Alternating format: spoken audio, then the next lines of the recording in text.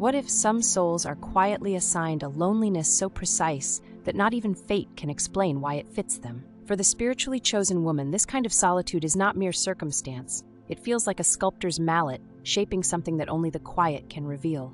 A spiritually chosen woman often walks alone, not because she has failed at connection, but because solitude becomes the necessary container for her work, growth, and sovereignty. In the hush of distance, she learns to hear subtler guidance, to tend inner wounds without distraction, and to make decisions that are faithful to a trajectory only she can perceive. This solitude is less a sentence and more a practice, an intentional environment where inner alchemy can occur and where outer roles fall away, so the essential self can emerge. Over the course of this video, you'll see 6 clear reasons that explain why this solitude appears and what it truly signifies. We'll explore how differences in frequency, a solitary soul mission, and initiation rites create unavoidable distance, how firm boundaries and the role of being a mirror naturally thin relationships, and how solitude ultimately becomes a deliberate tool for awakening rather than a mark of lack. Each reason will be unpacked so you can recognize the pattern or honor it if it shows up in your life. Reason number 1. She vibrates on a different frequency. She simply hums at a different pitch.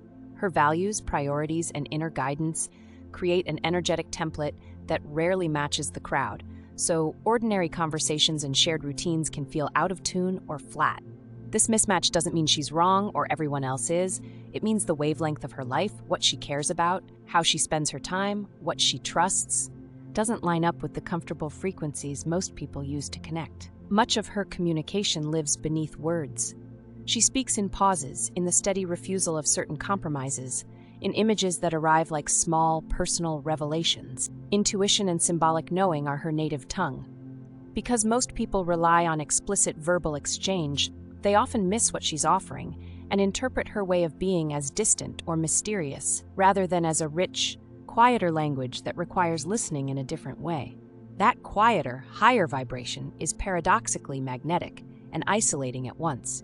It draws curious souls, seekers, or those briefly illuminated by her presence, yet it pushes away people who feel exposed by the contrast. Her presence can act like a mirror, beautiful for some, threatening for others, so connections tend to be intense and temporary rather than broad and steady.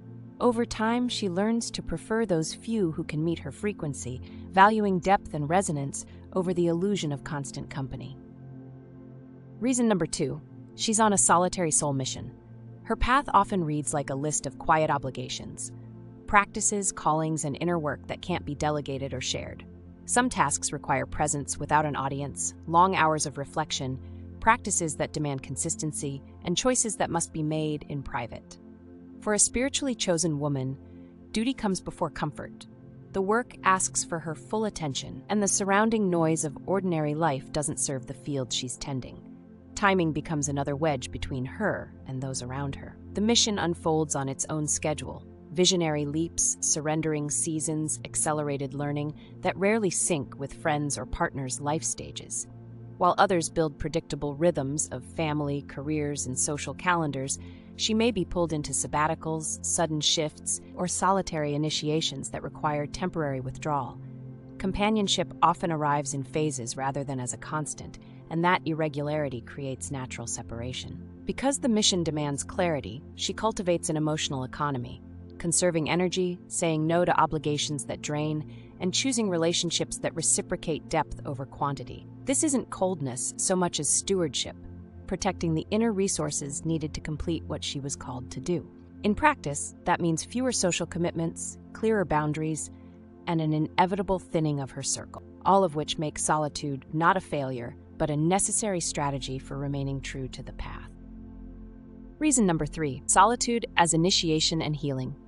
Deep healing is an inward craft that demands privacy. Shadow work, somatic integration, and the slow melting of old patterns require a space free from commentary and distraction. When the interior landscape is being rearranged, external chatter, however well-meaning, can re-trigger defenses or dilute breakthroughs. Solitude gives the psycho-spiritual workroom to breathe, allowing sensations, memories, and subtle guidance to surface and settle without interruption. Many initiatory thresholds are private rites rather than social gatherings. Loss, Surrender, vision, and other turning points frequently arrive as solitary crucibles where the only companion who truly understands the shape of the passage is the self.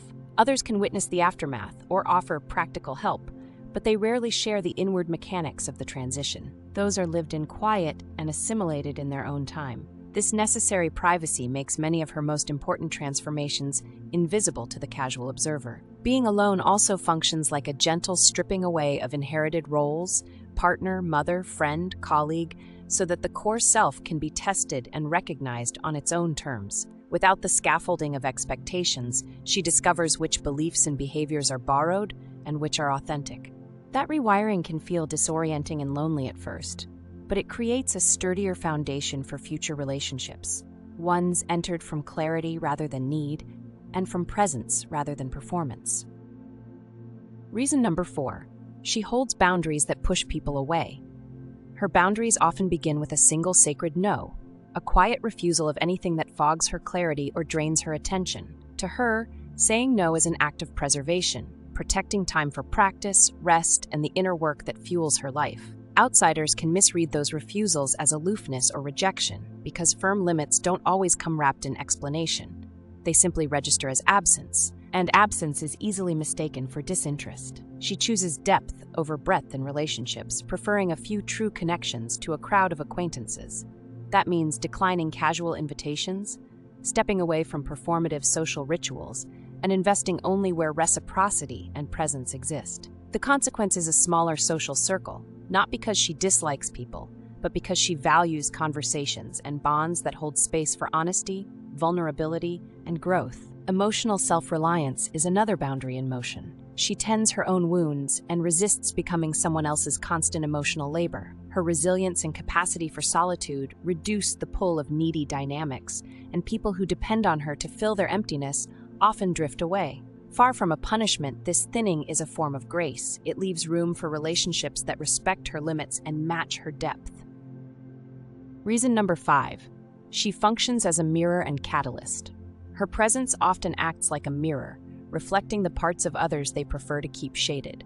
In casual company, that reflection can feel jolting, sudden clarity about a habit, an avoidance, or a compromise, and many people instinctively step away rather than sit with the discomfort. For some, her honesty and steadiness illuminate inconvenient truths. For others, it exposes fears they'd rather not tend. And the easiest response is to leave.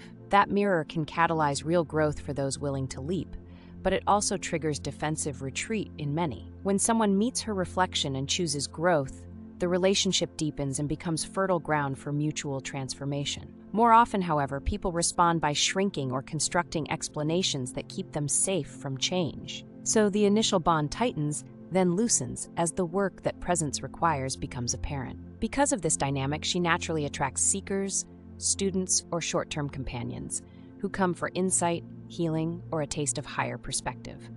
Those connections can be intense and meaningful, but they're usually seasonal. Sustained reciprocity is rarer because not everyone is prepared for the ongoing mirror work. Over time, she learns to accept that her role as catalyst brings fleeting flames more often than long, steady fires, and she values those brief illuminations for the clarity they offer, even when they don't last. Reason number 6, she chooses soul sovereignty.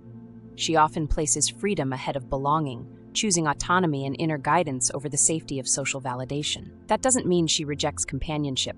It means her first allegiance is to the voice inside her chest that points toward truth, even when it contradicts popular expectations. When belonging requires compromise of that inner compass, she'll step back not from people, but from anything that would dilute the clarity she relies on. Non-attachment becomes a practical discipline.